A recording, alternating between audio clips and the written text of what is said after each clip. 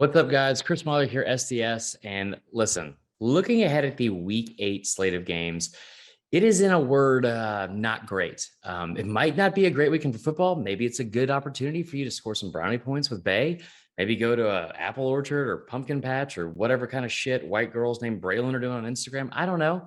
But listen, it's not all lost this weekend. Okay, there isn't a single game with two ranked opponents facing each other. But what we lack in quality football, we more than make up for in trophy games. I'm sure most of you are like me and probably a huge avid college football fan, junkie, nerd, whatever you want to call it. But you might be surprised that there's actually a very big trophy game in the SEC this weekend.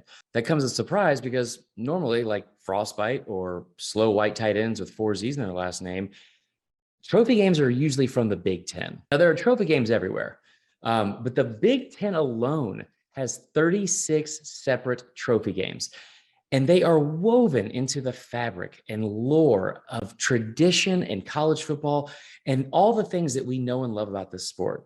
They're also woven into the fabric of being absolutely fucking ridiculous, and for the most part, seeming like they were just basically shitty kitchenware items made from clay and sadness that someone either tried to pawn or re-gift during the Great Depression. I mean, you name it, buckets, jugs, just an absolutely unreasonable amount of Paul Bunyan cosplay. The Big Ten has it all, but they aren't the only ones, okay? All right, let's get into the 5 worst college football trophy game trophies that I came up with, and you guys probably won't agree with, but that doesn't matter. Here we go. Up first, we have, it's not really an honorable mention. We're going to put it there as a tie. And it's what sparked this entire interest in doing this little history lesson, and that is the James Bonham Trophy. What's that, you asked? Good fucking question, because even the two teams involved didn't know when they were asked about it 2 years ago. Texas A&M and South Carolina have been playing for a trophy game every year since 2014. Now, why does that seem odd, and why nobody knew anything about it, including Will Muschamp and I guess Jimbo Fisher as well? They've never seen the trophy. South Carolina has never won it, so A&M has never relinquished the trophy, and they don't know where it is. So that's not great. So if you're trying to make this a thing. James Bonham is apparently a South Carolina native that fought in the Alamo. And for the most part, they never forgot, I guess, because it's a very niche trophy to make. But yes, they did forget. Both teams forgot about the Alamo in this case. Up next at number 5, going to be an unpopular opinion, I think, for a lot of people, but hear me out on this. The Golden Boot for Arkansas LSU. I love that game. I used to love the day after Thanksgiving tradition of sitting there taking a little nap, maybe for the first 2 quarters, then waking up and watching chaos ensue and Darren McFadden and Jacob Hesser are all over the field. Here's why I don't think it's a great trophy, okay? It looks cool, but did you know that that trophy is 4 feet tall and also 175 pounds of 24 karat gold? Also, fun fact, it's only valued at $10,000. And I don't know a lot about gold or most things, but that seems criminally low for that amount of gold. I've seen the Italian job. There was a shit ton less gold.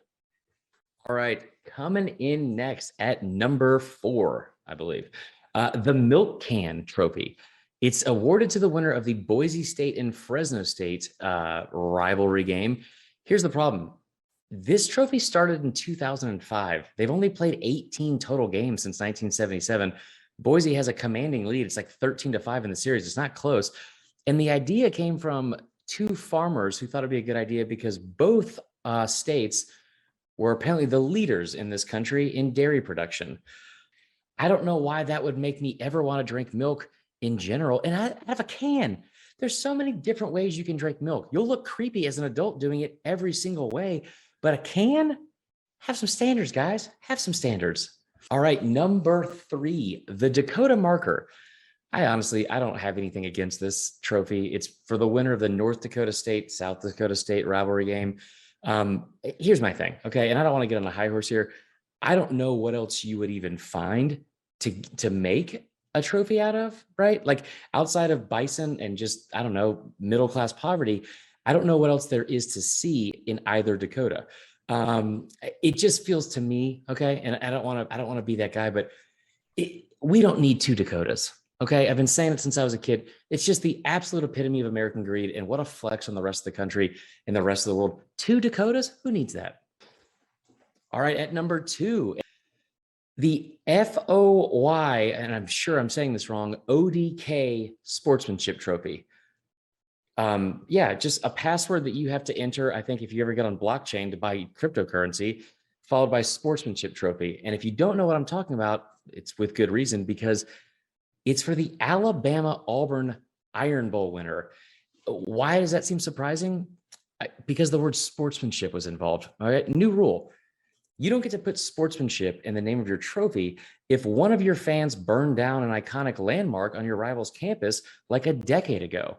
Also, another thing that I don't like about this, besides the hyphens and all of the capitalized abbreviation, they present it to the winner of the Iron Bowl at the home basketball game. Why is that an issue? Mainly for the fact that Alabama fans just found out they had a basketball team, like, I don't know, last year. And it just feels like this doesn't really capture the spirit of that rivalry or that fan base. Like, if you want to make a good trophy for Bama fans, especially with this rivalry, do something like, attach like a GED or like an explanation on how to properly use there, and there to like a goalpost. Because those are two things that most of those fans have never mastered. Wardrobe change, and we are here at our number 1 worst trophy in all of college football, and it's a tie. It's just the whole Big Ten, like literally every single trophy you're giving out in the entire damn conference. And listen, hear me out, okay? I'm not saying it doesn't matter to these fan bases or these teams or whatever. What I am saying is that a lot like kombucha or the NHL, it doesn't matter to a majority of the country. So it's not even the fact that these trophies are kind of dumb. Like I said, it's just old housewares from like the 1920s that somebody gave as a present, like Frank from fucking old school. It's like, oh, did you mean to give me this? I gave it to you for your wedding. This model? No, this exact Oaken bucket, this exact one. Thank you. I love it. Fun fact, the old Oaken bucket, the first inaugural game that was given away in, 0-0 tie.